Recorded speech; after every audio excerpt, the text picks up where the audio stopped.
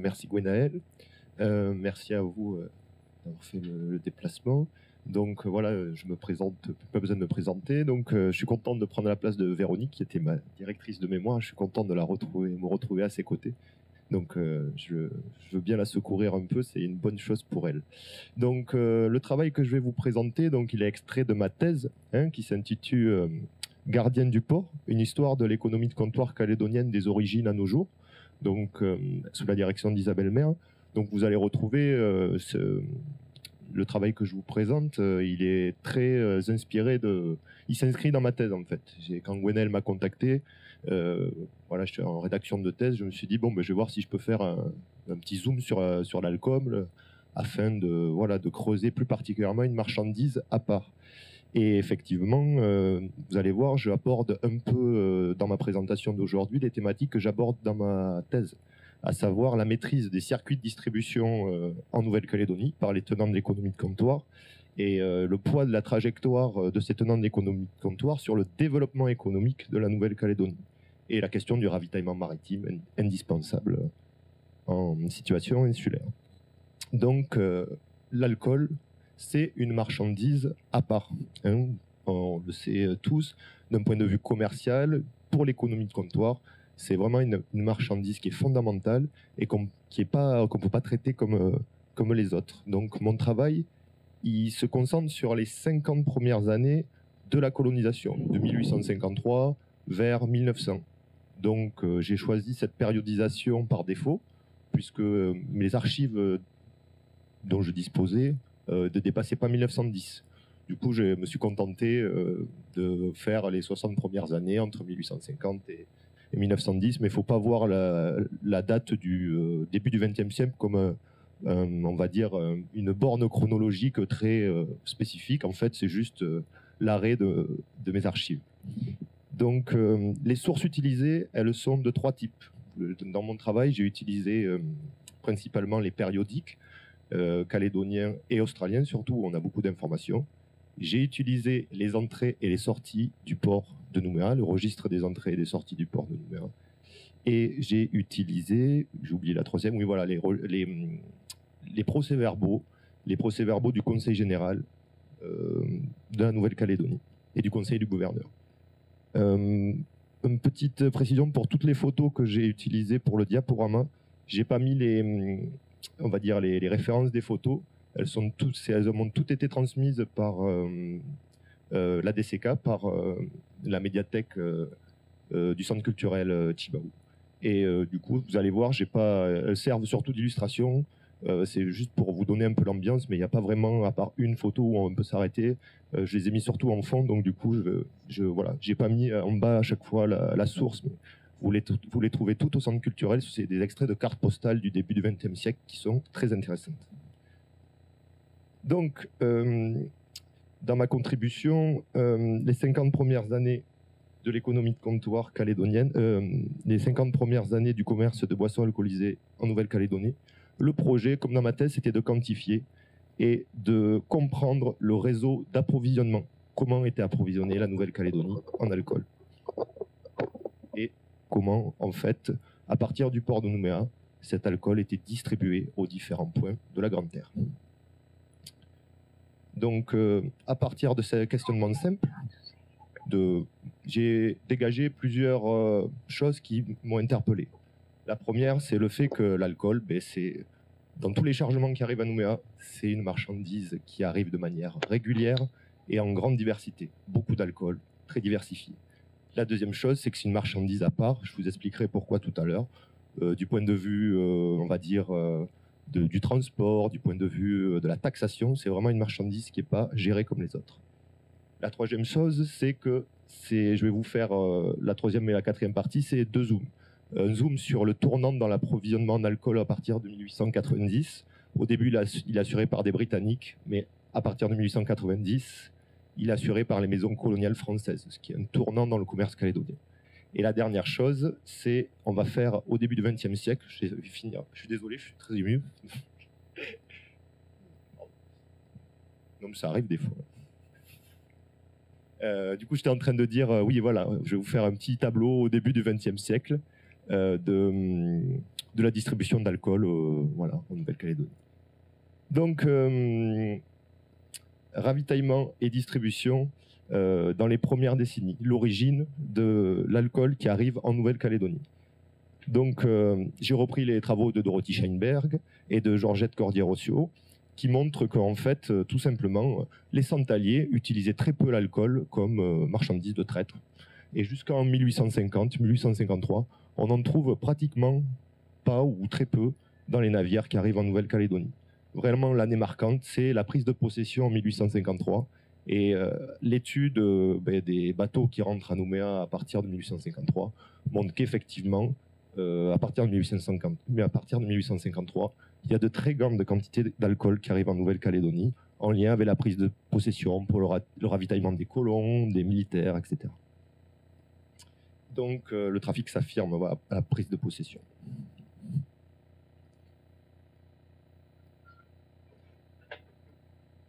Et donc c'est un champ qu'il faudrait creuser plus spécifiquement, mais la diffusion des boissons alcoolisées, elle accompagne la colonisation.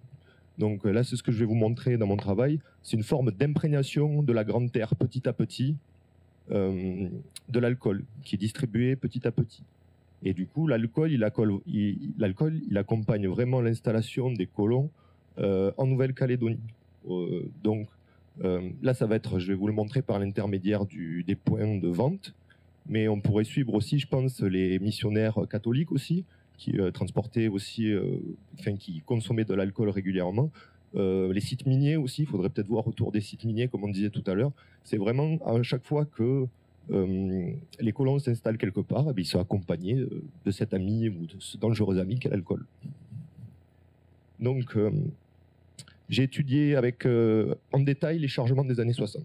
Donc là, vous avez l'exemple du navire Maria qui arrive dans le port de Nouméa en provenance de Sydney en 1859.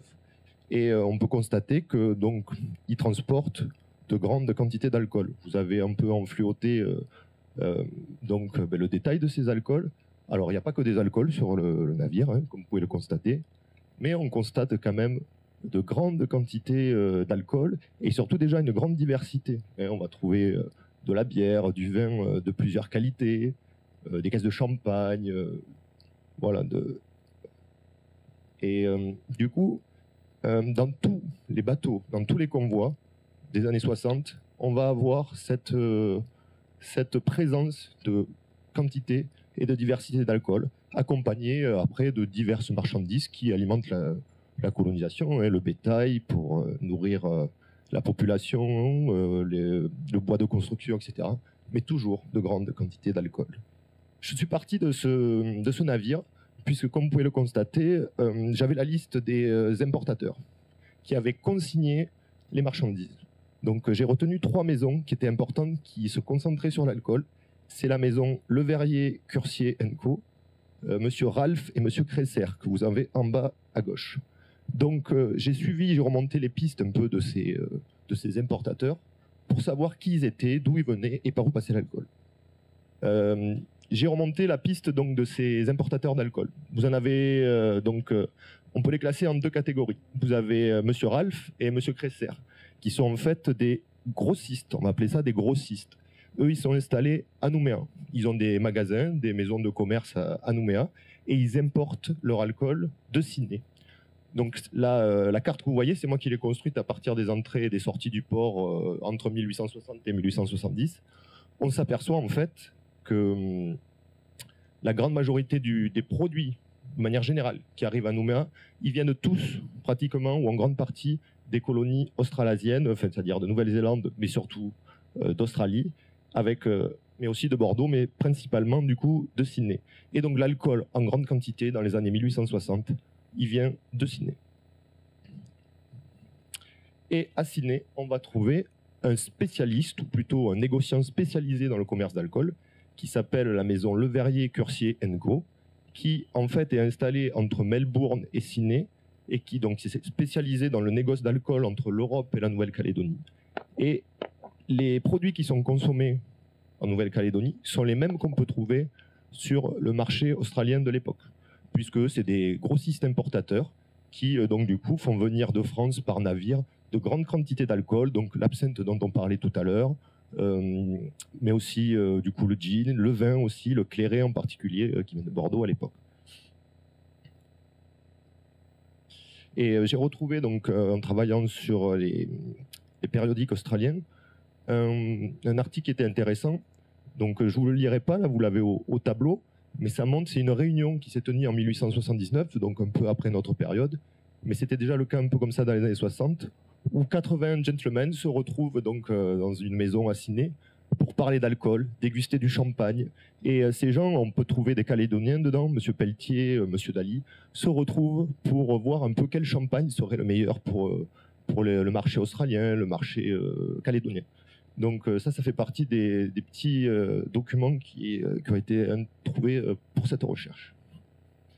Du coup, l'autre voie d'accès, en plus des importateurs, des grossistes de Nouméa et de la maison Verrier-Curcier & Co, on va trouver du coup de l'autre côté de la planète la maison Tandonnet et la maison Balland, donc deux maisons bordelaises qui, elles, ont contribué largement aussi à l'importation d'alcool. Donc la maison Tandonnet et la maison Balland bénéficiaient d'un contrat auprès de l'administration pour ravitailler les rationnaires.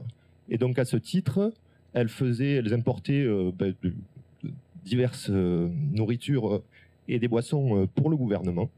Et du coup, les plus gros chargements d'alcool que j'ai pu retrouver viennent de ces maisons bordelaises. Donc la maison de Tandonnet, ça dure entre 1862 et 1865. Et après, c'est la maison Balland qui reprend le contrat. Donc on peut voir les grandes quantités d'alcool qui sont importées donc, par un bateau de la maison Balland en 1869. 30 000 litres de vin de campagne, 14 000 litres de spiritueux, du vinaigre. Et donc ça, c'est vraiment, je ne sais pas jusqu'à quand ils bénéficient de ce contrat, la maison Balland, mais on voit qu'une grande partie du... On voit qu'une grande partie du... on voit qu'une grande partie de l'alcool qui est importé en Calédonie vient de Bordeaux, commence à venir de Bordeaux par l'intermédiaire de ces contrats. Donc c'est très avantageux pour la maison Balland puisqu'il bénéficie du fret qui est financé. Une fois arrivé à Nouméa, l'alcool il est distribué en Nouvelle-Calédonie par voie maritime, qui est la principale voie de communication. Et du coup, c'est les bateaux du Tour de Côte qui vont le distribuer. Et donc, dans les années 70, dans les années 60, c'est l'armée qui délivre dans les différents postes. Et dans les années 70, John Higginson, qui est associé donc du coup à ces commerçants britanniques qui sont installés en Australie, il obtient la délégation du Tour de Côte et c'est lui qui ravitaille les différents postes. Donc, on parlait d'imprégnation tout à l'heure. On peut partir de ces différents points qui sont soit des postes militaires, soit des sites miniers, comme à Canala ou à Thio, ou alors des sites pénitentiaires comme à Bourail, ou des villages de colons libres comme à Koné ou à Poneriwen. Mais du coup, voilà, on peut partir de ces spots pour suivre l'imprégnation de la Grande Terre à travers suivre l'imprégnation d'alcool. Donc, comme je vous disais, l'alcool, c'est une marchandise à part pour les négociants. C'est vraiment quelque chose qui est... c'est pas une marchandise comme les autres. Voilà, c'est la seule photo que je voulais vous présenter. Je suis désolé, elle est floue. Il faut que je l'obtienne en meilleure qualité, mais la dame de la DCK m'a dit qu'elle allait me les envoyer en bonne qualité. Je lui fais entièrement confiance. Et donc, du coup, vous pouvez voir, donc on est sur un navire au mouillage au début du XXe siècle, plutôt un voilier. Et donc, cette photo est intéressante puisqu'on voit l'équipage mélanésien qui est derrière. Et puis, voilà, les capitaines du navire qui sont en train de consommer voilà, l'alcool devant. Donc, tout ça pour dire que à travers l'alcool, on peut voir une distinction sociale dans les consommations. Ça, on le voit dans les importations. Tous les gens, toutes les personnes présentes en Nouvelle-Calédonie ne vont pas absorber, ne vont pas boire les mêmes boissons au même moment pour les mêmes raisons. C'est un vecteur de distinction sociale. Dans le milieu du négoce, c'est très important l'alcool. Les négociants qui importent du vin, qui sont les gens les plus fortunés, vont boire des alcools de qualité. Et on va parler, moi je viens de Bordeaux, c'est quelque chose qu'on connaît, les pots de vin, c'est quand vous signez un contrat, vous accompagnez la signature du contrat avec de l'alcool. Donc du coup, pour le milieu du négoce, c'est vraiment un produit très important, l'alcool et en particulier le vin. Et on peut constater qu'en Nouvelle-Calédonie, dans les chargements qui arrivent, On va trouver du vin de très mauvaise qualité ou de vin de basse qualité, mais on va trouver du vin en bouteille, de grandes quantités de bouteilles d'alcool, comme vous avez sur cette image. Ces vins qui sont mis en bouteille, ils ont fait l'objet d'une vinification, enfin, c'est des vins choisis, et donc du coup on va trouver différentes qualités, et des vins très raffinés, consommés en Nouvelle-Calédonie, comme des vins vraiment de consommation un peu plus courante. Donc si on fait le détail dans les magasins de Nouméa de l'époque, chacun peut trouver son bonheur, du soldat au négociant. Voilà, on va trouver toute cette diversité d'alcool. Ensuite, l'alcool, c'est un produit à part, puisque c'est un produit d'appel. J'ai fait éplucher un peu les périodiques. Et là, vous avez, donc ça c'est un numéro de la France australe en 1898. On peut voir que pour attirer le chaland, pour attirer le client, les vendeurs d'alcool, enfin les vendeurs, plutôt les magasins, mettaient en avant, donc là en grosses lettres, c'est la maison Savès et Grosbois, qui vendent diverses choses, mais qui dit, attention, par le dernier navire, le Polynésien, on a reçu des barriques et des demi-barriques. Donc c'est vraiment un produit d'appel qui attire les clients, et au passage, ils peuvent acheter différentes choses. Donc l'alcool, c'est vraiment un produit à part qui est aussi taxé de manière très différente. Faut savoir qu'en Nouvelle-Calédonie, il n'y avait pas de taxes à l'entrée. Avant 1892, il y avait très peu de taxes. Les seuls produits qui étaient taxés et qui rapportaient de l'argent à l'administration à l'entrée, c'était le tabac et l'alcool. Donc cette taxation, elle date de 1872, si mes souvenirs sont bons. Et du coup, il faut envisager que cette taxation, c'est une contribution régulière pour le budget de la colonie. C'est quelque chose qu'il faut bien prendre en compte quand on s'intéresse à l'alcool. C'est l'argent que ça rapporte à la colonie et le poids que ça a dans le budget. Donc là, j'ai pas de chiffres. Il faudrait faire remonter par période. Mais là, pour les années 1880, par exemple, on est autour de 15% du budget. Parce qu'il faut, comme je vous l'ai dit, toujours associer la taxation du vin avec celle du tabac, qui sont prises ensemble. Et du coup, ça représente 15-20% du budget de la colonie. Ça rapporte plus que la mine, c'est beaucoup plus régulier, là je vous parle à l'époque, et ça rapporte au bout d'un moment plus que les ventes de terres qui étaient les principales entrées d'argent de la colonie.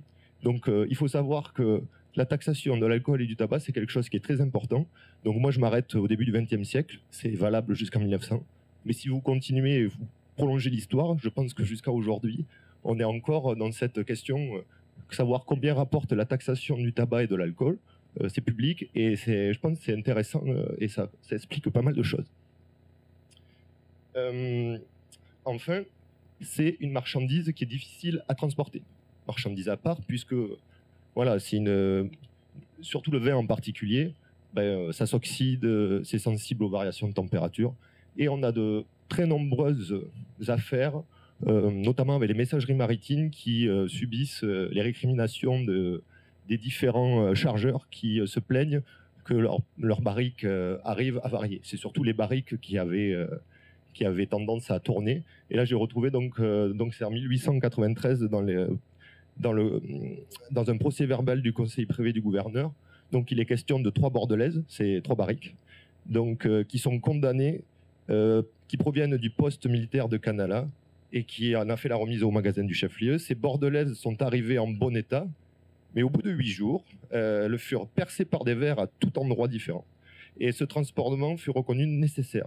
Et c'est à ce transportement fait plusieurs fois par les bordelaises, c'est à ce transportement fait plusieurs fois dans des bordelaises vides et forcément en mauvais état que l'état de ce vin est attribué. Donc en quelque sorte, le climat calédonien ne favorise pas la conservation du vin, et de nombreuses barriques, même si elles arrivaient en mauvais état, pouvaient tourner. Et du coup, moi je suis parti de ces 3 barriques là pour comprendre la situation un peu en 1890, sur savoir en fait d'où venait l'alcool en 1890. Comme je vous disais au début, il venait essentiellement de Sydney. En 1890, la situation a changé. L'alcool ne vient plus exactement de Sydney en majorité. Et en fait, dans les années 80, il y a un virement dans le commerce calédonien. Jusque dans les années 1880, donc la majorité des marchandises viennent d'Australie. Mais à partir de 1883, là où je vous ai mis le bateau, un paquebot des messages maritimes, hein, dans la rade de Nouméa. Et à partir des années 1880, le vin, comme les autres produits, ils viennent plutôt en majorité de France. La Nouvelle-Calédonie, l'Australie continue à fournir des marchandises pour la France, pour la Nouvelle-Calédonie. Mais à partir de 1880, et en particulier au début des années 1890, eh ben, une grande partie de la marchandise arrive de France, et en particulier l'alcool. Donc je me suis posé la question de savoir d'où venaient là, ces 3 barriques qui se sont tournées, voilà, qui ont tourné, dont le vin a été tourné à Canala. Et en fait, en suivant les procès-verbaux de l'époque, 4 noms me sont venus. Il y avait l'administration avec 4 fournisseurs pour la marine et pour les condamnés. Donc c'est soit la maison Catalan, qui était une maison de négoce de Montpellier, soit la maison de Béchade, qui était une maison de commerce de Bordeaux, qui était installée en Nouvelle-Calédonie, soit la maison Barrault, qui était une maison de commerce qui était installée, qui était originaire de Marseille et qui était aussi très implantée en Nouvelle-Calédonie, soit la maison Ballande, qui était aussi une maison bordelaise. Donc ces 4 maisons de commerce bénéficiaient de contrats auprès, comme je vous l'ai déjà dit, auprès de l'administration pour fournir la marine et pour fournir les bagnards en vin, mais aussi en nourriture. Il faut savoir que pour ces compagnies commerciales, ces contrats étaient très avantageux, puisque du coup, ils faisaient venir de grandes quantités de nourriture pour leurs contrats, mais aussi, du coup, ils en profitaient pour alimenter, leur propre commerce. Donc du coup, il y a toute une question au début des années 90 sur la question de la production locale. Parce que bien sûr, les importateurs font venir de l'alcool, mais il y a le bagne qui en produit localement, etc. Et du coup, il y a un débat au Conseil général pour savoir si on va favoriser la production d'alcool local ou pas. Et en fait, les différents arguments s'opposent. Et on voit que les négociants, en fait, qui sont très implantés dans le Conseil général, sont plutôt réticents de manière générale à développer la production locale d'alcool, puisque du coup, ils sont réticents au fait qu'il y a des concurrents soient favorisés pour faire développer leur propre commerce. En fait, on est plus dans les querelles de personnes plutôt que vraiment dans une réflexion économique à l'époque. C'est ce que je voulais vous montrer à travers ces diapos. Pour faire simple, on va finir rapidement. La situation au début du XXe siècle, elle est simple. Pour l'imprégnation d'alcool, donc on va reprendre. Donc là, vous avez les quantités d'alcool importées. 15% des importations en valeur au début du XXe siècle. C'est très stable, hein, comme je le dis, c'est très régulier. Donc là, on est les chiffres que j'ai, c'est entre 1900 et 1910. 15% des importations sont de l'alcool. Cet alcool, il arrive bien sûr à Nouméa, et ensuite, par l'intermédiaire du Tour de Côte, il est déplacé, il est transporté sur les différents points de la côte. Donc j'ai fait une carte rapidement avec les différents débitants d'alcool. Donc sur Nouméa, vous avez 70 débits de boissons, hôtels, bars, cafés, et aussi des magasins.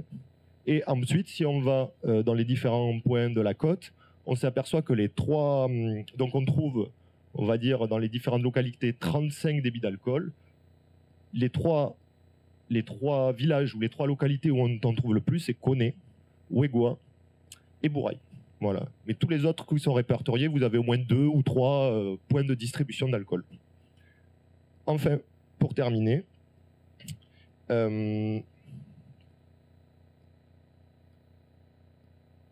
donc ce qu'on peut dire, bonjour, ce qu'on peut dire, c'est que l'alcool, c'est un produit phare du négoce. Moi, ce que je retiens de ces 50 premières années du négoce d'alcool, c'est que voilà, l'alcool, le vin, c'est au cœur du trafic des négociants. Ça leur rapporte beaucoup d'argent, ils sont sûrs d'avoir un débouché, et pour eux, on est dans un milieu où en fait le point cardinal, c'est le profit, et l'alcool, c'est sûr que ça rapporte à tous les coups. Deuxième chose, de nombreuses questions subsistent sur plutôt la vie quotidienne. Moi, je pense que c'est ce que j'aime dans le travail de Gwenaël, de ce qu'on peut voir, c'est que on va petit à petit, on arrive à entrevoir vraiment cette consommation quotidienne, voilà, comment les gens consommaient l'alcool et toutes les parties de la société. Et je pense que c'est ça qui est important. C'est une fois qu'on a le cadre général, c'est d'aller voir vraiment cette vie quotidienne qui se développe et en tirer des enseignements. Et la dernière chose, c'est que, ça c'est une anecdote qu'on m'a rapportée, c'est que peut-être qu'on pourrait voir dans le mode de ravitaillement par l'intermédiaire du tour de côte, et je finirai par ça, une manière, quelque chose qui peut expliquer la pratique de la consommation excessive de l'alcool en Nouvelle-Calédonie. Donc, c'est à prendre avec des pincettes, hein. Mais c'est une anecdote qui m'a été racontée plutôt dans le Nord. En fait, ça se passe du côté de Balabio, c'est-à-dire que les gens attendaient l'arrivée du tonneau. Ils attendaient impatiemment l'arrivée du tonneau qui arrivait toutes les 2 semaines ou tous les mois. Et une fois que le tonneau arrivait, du coup, quand le vin est tiré, il faut le boire. Et du coup, les hommes se retrouvaient, ils avaient des consommations très excessives, ils finissaient le tonneau. Et pendant ce temps, les femmes allaient se cacher dans les brousses avec les enfants. Donc ça, c'est quelque chose qui m'a été raconté plutôt du côté de Balabio. Alors c'est de la mémoire orale comme ça. Je ne sais pas de quand ça date exactement, sûrement avant la Seconde Guerre mondiale. Mais voilà, peut-être que déjà, il y a cette idée que le mode de ravitaillement peut expliquer la pratique en partie de la consommation excessive.